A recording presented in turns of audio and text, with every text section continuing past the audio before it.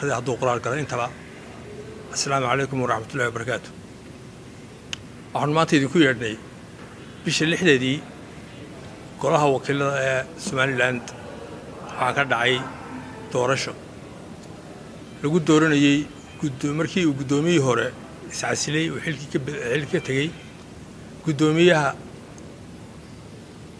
wakiilada muddada noqonaya ee bedelaya Ciro ayaa la dooranayay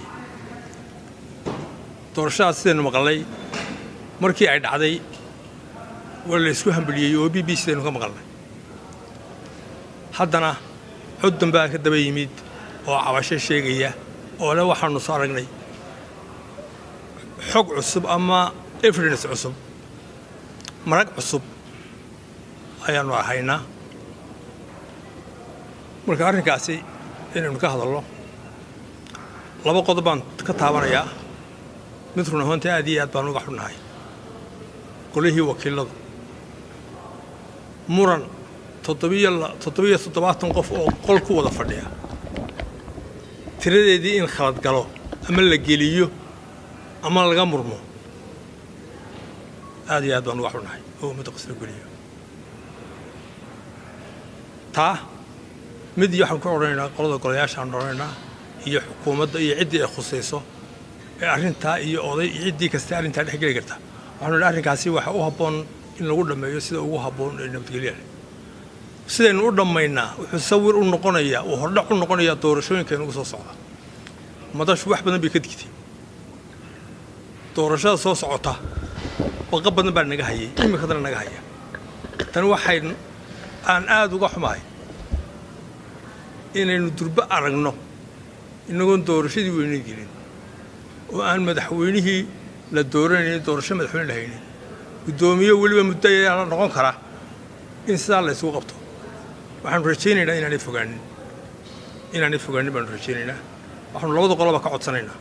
in tanaasul badan la isu sameeyo in sida wax u jiraan xataa hadday sida wax u jiraan ugu heshiin waayeen si dhaxal ugu heshiiyo arrintaasi inay si odannimo ku dhamaato baanu ku doonaynaa waxaa kaloo leenahay waxa ogaataan sidaan horeba u idhi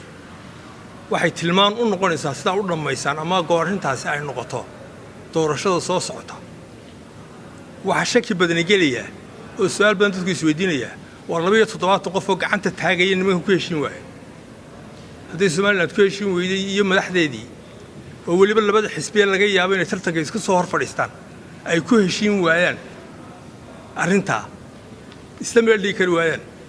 7 qof oo 17 qol ku wada jiray oo gacanta taagan haddii ama khad la geliyo ama khalad laga soo saaray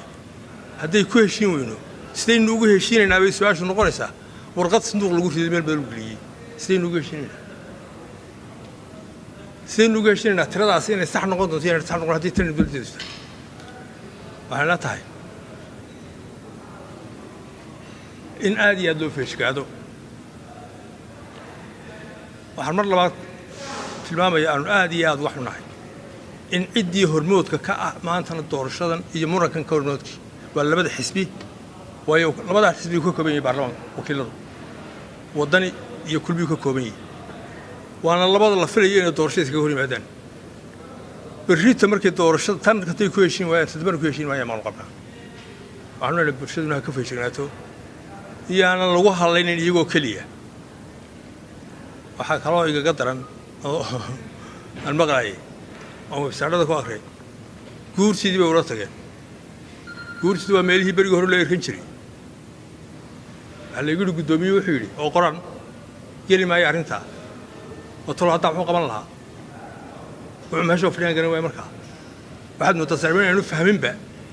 muhim beelihiisa ayay waxay dhahan geli mayno baarlamaanka iyo doodii golayaasha dhexdooda ka dhexaysan waxay leeyihiin geli mayno temala berigii hore waa la soo diri jiray geli jireen muran ka dhexaysa golayaasha ciddii soo diri jirtay may maqantay garan maayo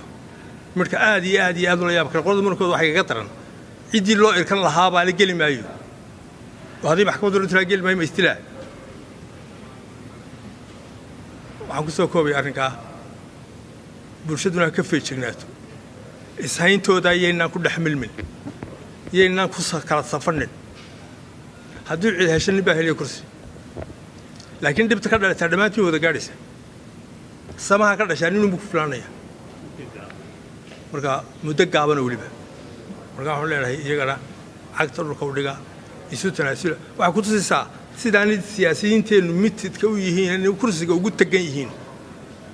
ee aanay isla meel dhigi karaynin oo arrinkaan meel isla dhigaan ay ku tusaysaa iyaga waxaanu leenahay waanu ku boorinaynaa iyaga iyo ciddii kale khusuusiyad cidda ka odayanaysa iyo dawladda iyo maxkamad waxaanu leenahay arrintaa cag dhulka hala dhigo iyana waxaanu leenahay tanaasilka barta isu tanaasilka barta ummaddana waxaanu leenahay ka feejignaada inay berrito ina munasiyaan isu keen dilaan arrinta caynkaas. Wassalaamu calaykum.